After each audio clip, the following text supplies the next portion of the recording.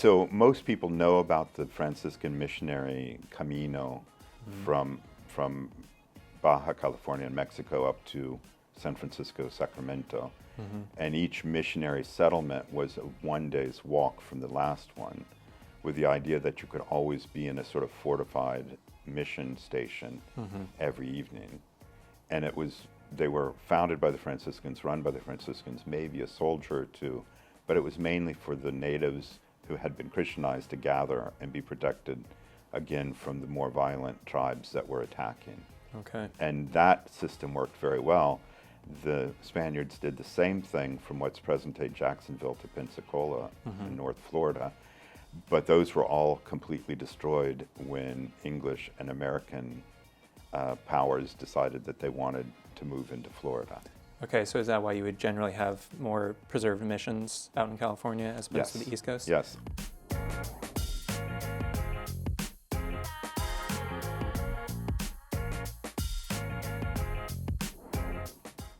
Welcome back to For Pete's Sake, a Vatican podcast offering you a front seat view into Catholic life in and around Rome and the Vatican.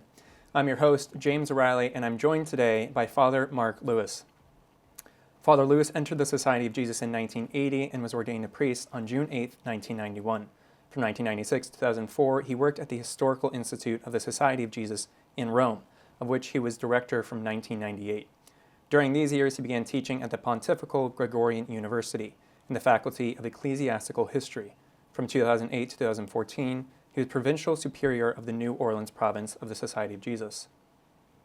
Returning to the Gregorian in January 2017 as a member of the Faculty of History and Cultural Heritage of the Church, Father Mark Lewis was appointed Academic Vice Rector in 2019 and Rector in 2022. That only covers a portion of the things you've done, Father, but it might take the whole episode to get through your impressive resume. Welcome to the podcast. Thank you. Thank you very much. So before we begin, I like to ask any of my guests with a Roman collar or a religious habit about to get a short summary of their vocation story. So what is yours and why the Jesuits? I think mine will be fairly short because I don't have any sort of great moment. I would say my thought about vocations came around the time of my confirmation, so fairly young. It was in 8th grade, 7th grade, and obviously thought about the diocese first. I always tell the story that the pastor of the parish had just had a bit of a discussion with the bishop, and when I came to talk to him, he said, "I think you need to be a Jesuit. You don't want to join this diocese." So as a result, that was the first time I'd heard of the Jesuits. I ended up going to a Jesuit university, sort of fell in love with the Jesuits, and decided that the ministry of education was something that I really wanted to do. Even during that time in college, you discerned Even during that time, okay. Yes. Very nice. And you have a background in many things, again, the history of the Jesuits, Renaissance, medieval period, but you're teaching classes on North American history, Catholicism in North America, at the Gregorian, even as rector. So I want to take this episode to kind of look at pre-United States Catholicism in the North American continent, and also Catholicism in the earliest phase of the Declaration of Independence and the founding of the United States of America. Okay. So the U.S. Secretary of the State, Marco Rubio, recently delivered a message on the Catholic roots of America. In his remarks, he shared that the first Christian service on our soil was a Catholic Mass, and that the oldest permanent settlement in the United States is the town of St. Augustine, planted by Spanish Catholics on the coastal sands of his home state of Florida. Many U.S. citizens, American Catholics even, may not know that history specifically, but I'm sure you're very well aware of the details and the historical facts around that. So take us back to the first moments of Catholic history in North America. When was the first Catholic Mass exactly, and who was the priest celebrating, or the details around it? So I'll begin with a shout out to my students, because I always have them do presentations in class. And in the third week of class, 2 seminarians from Florida gave a presentation exactly on this topic. And their thesis, which I think is a pretty valid one, is we don't know. Everyone, well, not everyone, about half the Floridians say the first Mass was in St. Augustine after the founding of that village, that settlement.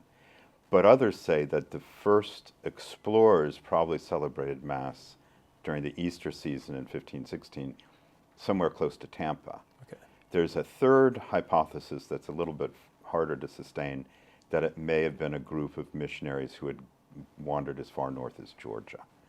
So there are dueling plaques in Florida as to the first Mass. We're not sure who the chaplain was on the expedition, so we don't really know exactly who would have celebrated the Mass if it had been celebrated in 1516. Okay. So a lot of things that we don't know, but it's pretty safe to say that the first Mass in what is now the continental United States was celebrated in Florida. Okay. And as a native of Florida, I'm sure you're very proud of that Yes, fact. and there was there's always a great deal of discussion over that, even in Florida.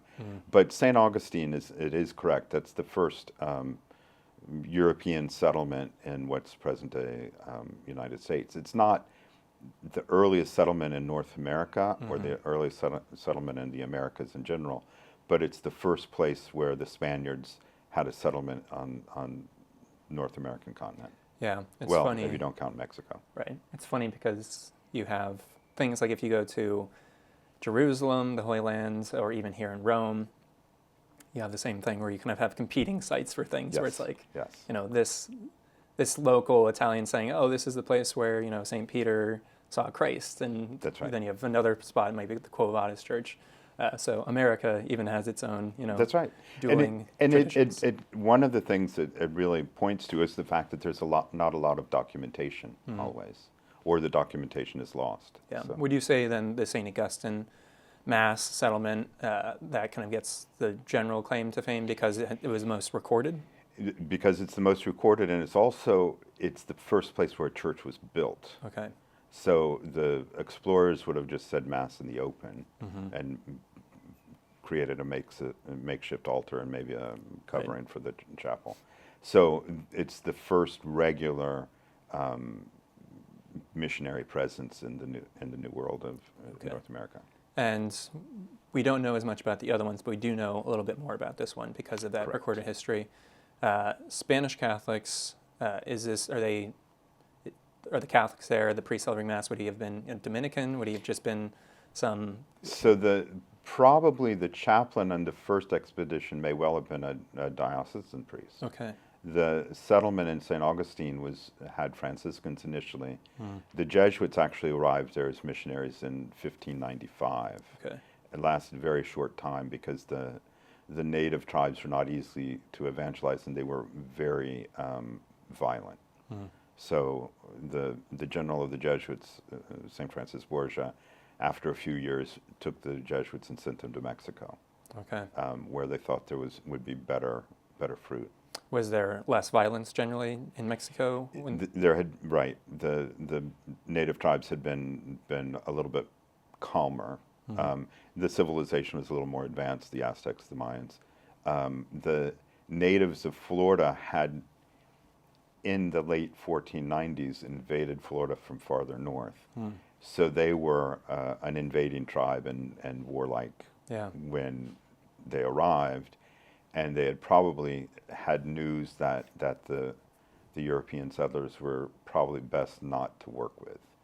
So they started out. The first Jesuit to arrive in Florida, Pedro Martinez, didn't get to the beach. He was martyred in the waters off the coast. As in they canoed out to him and got him before he could even reach? Beat him with the clubs. Wow.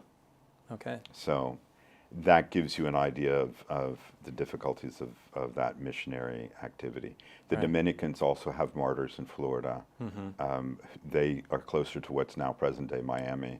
Okay. The explorers sort of circled the coast and sort of trying to see where settlements could be done, and they often encountered the tribes that were pretty belligerent. Okay, so most of the places they would have settled would have been just anywhere they could actually get their foot on the continent. And not have to worry about being attacked right away. Okay. So did you generally have more violent tribes up north? Because it sounds like, again, even outside of St. Augustine, you had a lot of the earliest settlements or even the first masses being celebrated down south. Where was that just generally because, even even down in Mexico, further south, it seemed like it was less violent? So part of the problem, or part of the reason, is that the Spaniards emphasized Central and South America because of gold and silver, and there were a lot of reasons to colonize that region first. Florida has a lot of sand, presumably the Fountain of Youth. That was the thing that attracted Ponce de Leon. Wow. But there was not a sense that they were going to discover mines. And so the usefulness of Florida for the Spaniards was to have, if you controlled Florida, you controlled the access to the Caribbean and to Central America, and could defend against especially pirate raiders who were after the gold. Okay, so very strategic location. It was much more of a generally. strategic location. Okay, and if you happen to stumble upon the Fountain of Youth, or It would be whatever, helpful. Yeah, That's that'd be a nice side, a nice byproduct, you could say. Well, St. Augustine, Florida, the earliest recorded settlement that we have in the United States, and our first American Pope is also an Augustinian. It seems providential. Why was this first settlement named after St. Augustine? Very simple reason. Like Florida itself was named Florida after Easter. The Spaniards arrived in the Easter season and they called it La Tierra de Pascua de las Flores, or de Pascua Florida, the flowery Easter. Wow, And so that became the name of the state. poetic. And then Pedro de Menendez de Avila, settled in St. Augustine on August 28th, which was the feast of St. Augustine. Okay, And so that's why the name. okay. So you have St. Augustine, Florida, St. Augustine the Saint, and August. It's kind of an Augustinian character to it as well. But during the colonial period, moving past the first settlements, you have Spain, Catholic Spain, you have France as well, and other European colonial movements, Portugal as well. What were the different missionary groups in North America in the the first century of settling the North American continent? Say you were plopped down there in 1600, what kind of what religious orders would you find in that day? So again, it's interesting. Some of the first missionaries were the diocesan chaplains on the ships. Okay. And then when the missionary effort began, the first missionaries in the Spanish settlements were Franciscan and Dominicans. And then Jesuits came along later. There was a time when they tried sending Hieronymites, sort of. Hieronymites? Yeah, they were hermits. Ah, okay. Which is not a particularly good way to do missionary work necessarily. But the idea was that they would be less taken up with the finances of gold and the economies and so forth. Yeah. Because what ends up happening in some of the cases is that the religious orders start dealing with slavery and getting gifts of gold to sort of look the other way on moral issues. Yeah. The Dominicans are very famous in the Caribbean and in Central America in preaching against the abuses. And it really comes from people who were converted from the extremes of abuses of slaves and so forth, who began to react against that behavior and tried to call people back to a more moral way of proceeding. Yeah, so how did you have those issues where maybe a lot of the missionary movements are backed by the crown or the government, or do All they of usually? them. Okay, all of them. So after the discovery, or when Columbus returns, almost immediately the papacy, a Borgia Pope, Alexander VI, divides the world in half. And it's the Treaty of Tordesillas, and to the east of the line, Portugal has complete control of exploration, settlement, and missionary activity. And the king is given the patronage, the padroado, to name and pay missionaries to do all of the evangelizing. To the west, what's present day Latin America, North America, all the way to the Philippines, was Spanish. Okay. And that was the Patronado Real. and the same thing. The king was allowed to, along with collecting taxes, collect the tithe, the decimo, and that was used to pay for missionaries. And he sent missionaries, he nominated the bishops, and had pretty much complete control over the evangelization of the church in Spanish America. Something fairly similar in French colonial America as well, where the crown subsidized the missionary activities. Okay. It almost feels like the missionary version of the investiture controversy in a way, too. Yes. But it sounds like in this case the popes were Much more regulated, much more, because the papacy realized that the missionaries were going to be going with settlers and with soldiers, and so it made more sense. And the crown saw that the evangelization part was also a pacification part, and a sort of the Christianization of the New World was they would important. have used it in a very just practical way. Of course, they might, whether or not they actually cared about the salvation of their souls, they saw that Right. they had this pacifying effect. So most people know about the Franciscan missionary Camino from Baja California and Mexico up to San Francisco, Sacramento. And each missionary settlement was a one day's walk from the last one, with the idea that you could always be in a sort of fortified mission station every evening. And they were founded by the Franciscans, run by the Franciscans, maybe a soldier or two, but it was mainly for the natives who had been Christianized to gather and be protected again from the more violent tribes that were attacking. Okay. And that system worked very well. The Spaniards did the same thing from what's present-day Jacksonville to Pensacola in North Florida, but those were all completely destroyed when English and American powers decided that they wanted to move into Florida. Okay, so is that why you would generally have more preserved missions out in California as opposed to the East Coast? Yes, all Wow, of the missions in North Florida, the only thing they find archaeological remains, that's all. Wow, okay. Within this dynamic that you have going on, where the crown is, fronting a lot of this movement, where does it start to break up? Does it break up at any point where, again, you have even Dominicans in the Caribbean preaching against abuses, slavery, just any sort of colonial abuses? Is there kind of a breaking point where that separates, or is it just over time as the colonial era wanes out, it just kind of wanes out as well? It lasts very well.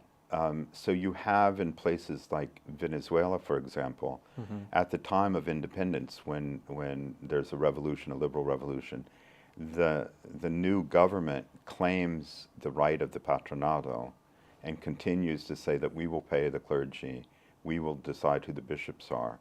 So it's a system that works fairly well. The Philippines has the patronado with Spain until the Americans arrive at the end of the Spanish-American War. And it creates problems because the U.S. never had that. And so the naming of bishops, the paying for the churches changes, the system changes overnight. Wow, okay. It's a system that still kind of has a maybe mutated form even today, you would say, like in places like Venezuela? Not as well. In Venezuela, there's still they have within the constitution that the bishops have to be Venezuelan, not Spaniards. Very clear.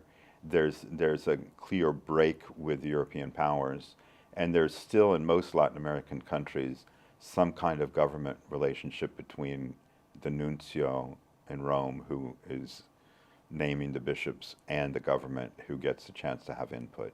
Okay. It's interesting because it's not completely different from what China has been trying to do with the naming of bishops. And do the precedents for that come from seeing these other historical systems within the colonial period, or is that just... It's a good question. I don't know to what extent the Chinese would have enough of that historical knowledge to make it a precedent, but it certainly is a kind of precedent. Right. And I guess you don't even have to look at the history. It's kind of a practical thing. If you want to control the church, then find a way to get the bishops you want, get the clergy you want in places of power.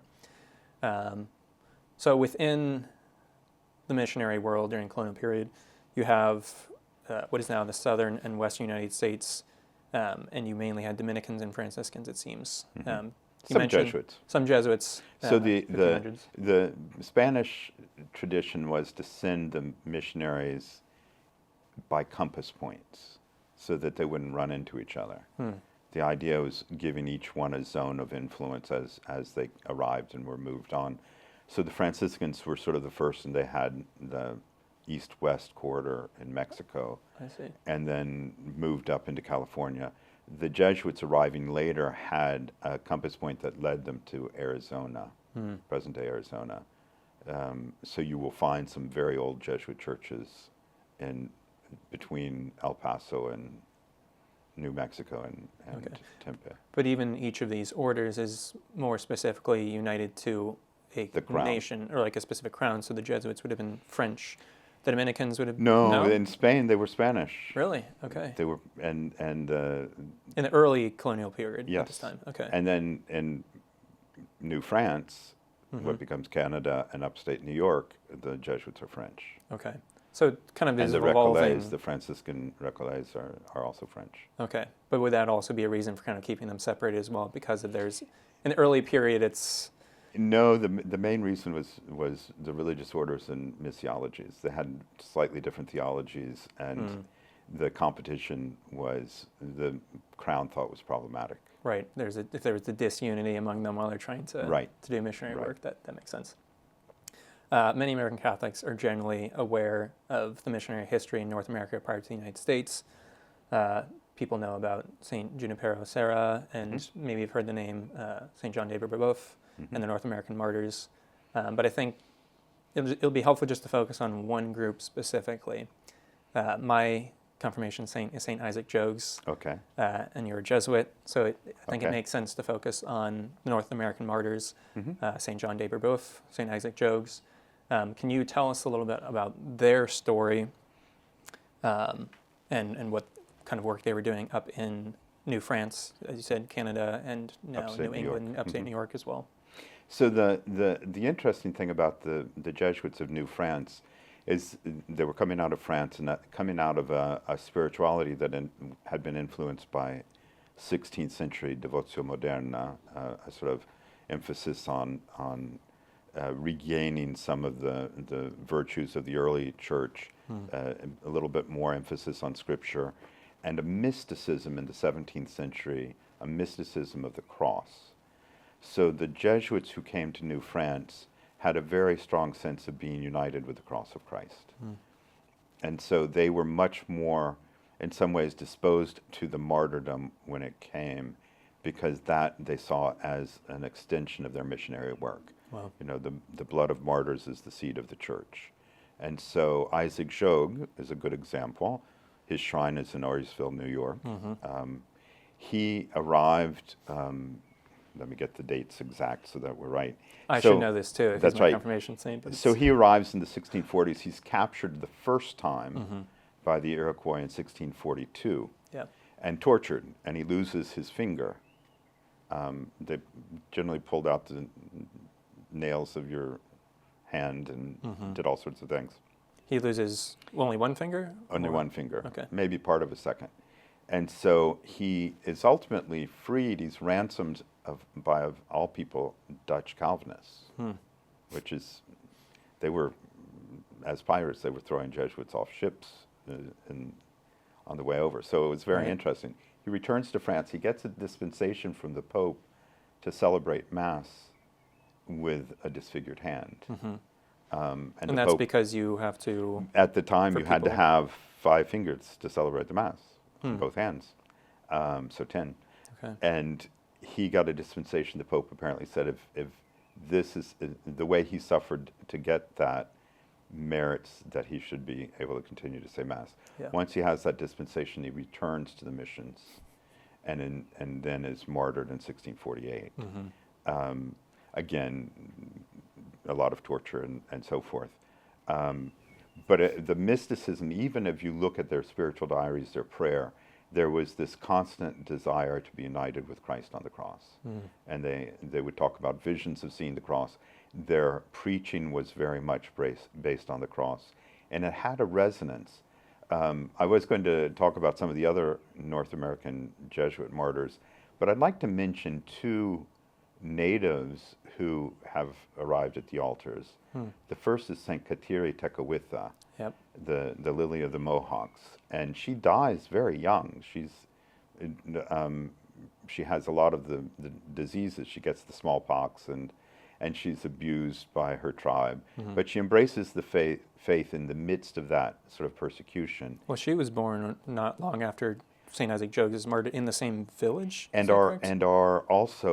she's catechized by the Jesuits. Yeah. As is the other one, who is another favorite of mine, is Blessed Joseph Chiwetinwa, who was a very good friend of the Jesuits, does the spiritual exercises of a month with the Jesuits, translates the spiritual exercises into his language, and begins to give the exercises to his tribe. So an indigenous layman who is preaching the exercises in the 17th century, this is incredible. Yeah. The Jesuits writing back saying this is the hope of evangelization, because he can speak the language much better than we can. Right. And he's got the exercises very much in his heart. But he also died of an illness at a fairly young age. So it was an innovative missiology, a great idea, and it just didn't quite come to fruition because of the hardships of mission life. Yeah. You have their shrine up there in Ayersville for the North American Martyrs. I had the chance to go this past October. Beautiful, peaceful spot. But what happens after they're either martyred or die off? Do the Jesuits, start to kind of incorporate into the dioceses that come later and after? What happens with these missionary movements as time goes forward? So since I studied in Toronto, I have to tell you about the shrine of the North American Martyrs, or there they call it the Canadian Martyrs, in Midland, Ontario, where the government has rebuilt a replica of what the mission station looked like. Wow. And it's a living museum. It's very interesting, and then the shrine is just across the river from it. And that mission station was intended to be a base of operations well into the west of the Huron territories. Okay. The Iroquois kept putting pressure on the Huron tribes, so eventually the Jesuits purposely burned down that mission station and withdrew to Quebec and Montreal, and brought with them their converts. Okay. And so what's very interesting, if you go to Midland in this living museum, you have the tribes that were evangelized acting out the parts of the native tribes. Wow.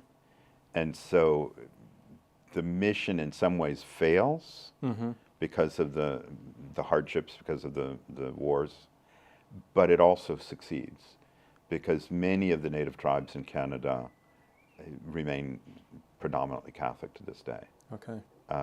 So it's a very interesting phenomenon that I think is worth mentioning, because a lot of times you think, well, this was done in the past and now it's gone. But in fact, there's a generational renewal in these tribes. Okay. And I guess you have the faith passed on to them. They're predominantly Christian or Catholic now even, but I guess you also have the other historical fact of once the U.S. comes in and there's just the conflict between the U.S. government and the tribes and everything that happened there, where it's just on the human level, a lot of them were just wiped out as well. Right. There's a lot of loss for all sorts of reasons of native tribes. When the U.S. becomes involved in the settlement of the West, one of the statues in the U.S. Capitol is of de Smet, Father de Smet, another Jesuit, Belgian Jesuit, who was a missionary who basically worked out of St. Louis, Missouri, west. Okay. One story says that he indicated where the Mormons might find good land in Utah, but that's oral tradition. We don't know how true that is. But he was very much trusted by the native tribes and was often sent by them as the emissary to Washington. Okay. To try and settle treaties and so forth. A lot of trust there. A lot of trust, and he had to really represent their interests in a government that wasn't too interested. Right, manifest destiny. That's right. You're going against a lot. So he was a pretty strong character, Yeah. So he's another one of those relatively early historical figures of missionaries in the United States. Yeah. Another fun Jesuit Of course. tradition is there is an alumnus of a Jesuit school on U.S. currency. The Sacagawea dollar coin, she's carrying a baby. She sent her son to the Jesuit school in St. Louis. It becomes St. Louis University. Wow. Amazing. So one of the first alumni Yeah, there to you be on go. a coin. Incredible. So we got ahead into manifest destiny of the tribe as well, but going back to just before the American Revolution, before July, or even before July, because of course you have everything happening before July 4th, Declaration of Independence. Even John Adams earlier that year was talking about independence and working for it. In the years leading up to that, though, what is the state of the Catholic Church in the 13 colonies? Maryland, of course, is specifically Catholic. But what does the church look like at that time? So we talked about royal patronage among the Portuguese, the French, the Spanish. The British Crown obviously was not Catholic, was not terribly pro-Catholic, conceded the colony of Maryland to the Catholics, and by the time of the Revolution had withdrawn most of the concessions to the Catholic colonists. So Maryland was actually a royal colony with the established Anglican Church at the time of the Revolution. Okay. Still predominantly Catholic in numbers. Interestingly, Rhode Island, which was also founded mostly as a Baptist colony, people who escaped from the Puritans in New England, had religious tolerance, as did the Quakers in Pennsylvania. So each of those colonies had a reasonable number of Catholics. It was still a very small population. What's interesting is at the time of the Revolution, one of the intolerable acts was the Quebec Act, where the Crown gave Canada more land and more influence over colonization west of the Appalachians, which the American colonists saw as allowing the Catholics more territory. Yeah. So it was very interesting that even though there was a certain amount of toleration of Catholics, there was also an anti-Catholicism within the American system in that time leading up. The Carrolls of Carrollton, who were wealthy and the Catholic signer of the Declaration of Independence, they were in fact, Charles Carroll was sent with an embassy to the colonies in Canada to try and get them to join. To join the 13 colonies? Yes, and the revolution, it was a failed embassy, which is why we don't hear much about Yeah. it. But they purposely put him on it because they would be negotiating with French-Canadian Catholics. Wow. Did they have any Jesuits on that delegation? No, because the Jesuits had been suppressed. In France at that time? In the world. Okay. In 1773, the order was suppressed. Okay. So John Carroll becomes the first bishop, had been a Jesuit. He's actually in Rome at the time of the suppression. The Jesuits who were under English or British crown became diocesan priests under the apostolic delegate in London. Okay. They weren't officially suppressed because there wasn't a bishop to do so in the United States, but they sort of civilly incorporated as clergymen in Maryland. And so John Carroll had been a Jesuit, but was sort of in this diocesan mission, if you will, at the time of the independence. Okay. Well, you have Bishop Carroll, and then you have Charles Carroll as well, two Carrolls, as two kind of the more prominent Catholics during the time of the War of Independence, the Declaration of Independence as well. How does Charles Carroll end up being part of this delegation? Is it just because he's part of the Maryland delegation Correct. at the time? Correct. And then Bishop Carroll is in Maryland. Is he there at the time of the War of Independence? So he's in Rome, we know, in 1773, because that's the suppression of the societies. Actually hears of the suppression here. and then he returns to Maryland to be a priest of secular clergy, Yeah. who were actually under the administrator in Britain. But that year, do we know the year he went back to the States, or I is that? think 74 or 75. Okay, so he was he's there in the States and at the time. Okay.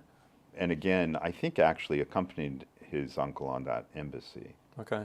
So he would have been active in the War of Independence, or been involved.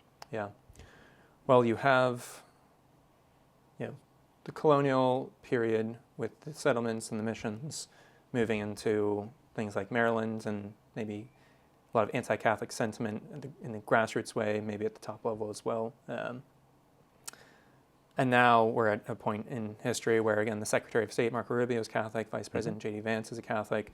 There are many other Catholics in the administration or just in leadership positions across the government as well. And Catholicism has a much larger voice and presence in the States today. So 250 years later, if we're going to tap into, let's tap into the prophetic nature of the Church. What do you think is the role that American Catholics and the American Catholic Church can offer to the world in a real sense, but also as being what part of the mystical body of Christ, the universal Church, do you see them as?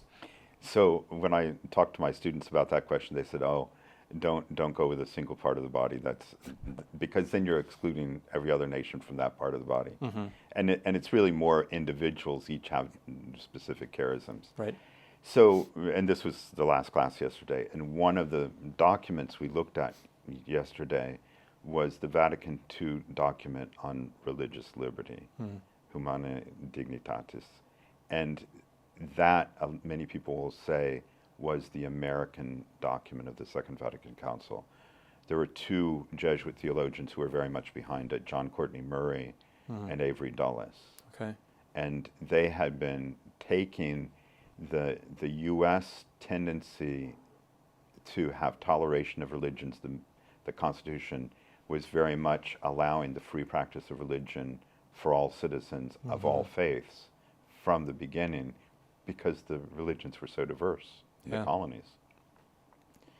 Catholics were new to that. They were used to the king was in charge of the religion of the nation. And so if the French king was Catholic, then France was Catholic. Yep. If the British king was not, then the crown wasn't. Now, they would send missionaries to take care of the Catholics in that context. But it was generally understood that it was the religion of the crown. Yeah. So this was somewhat revolutionary in political thought, to have some kind of toleration. In the grand arch of U.S. church history, there was a heresy that was condemned. Whether it really existed or not is always a good question, concerning this question of religious toleration and working alongside with people of other faiths. That was called Americanism. Yes. And it becomes sort of the acceptable theology with the Vatican II document that basically affirms that every human has the right to practice his or her own religion. It's interesting because John Courtney Murray bases the argument on natural human rights, that we have the right to follow our conscience. And Dulles, who's more of a ecclesial theologian, says you don't have a right to pursue falsehood, but you have the right to pursue truth the way your conscience guides you. So it doesn't concede that all religions are equal or have the same access to the truth, but that you can't coerce someone into the truth or into the faith. Yeah.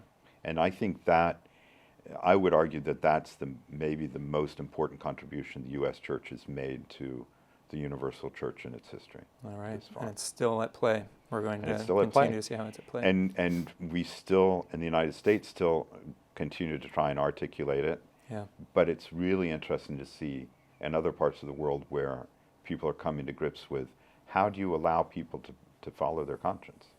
And that's one of the places where you find U.S. interest and the interest of the Vatican very much on the question of religious freedom. that people should be allowed to practice their faith Yeah. and not be restricted in that. Fascinating.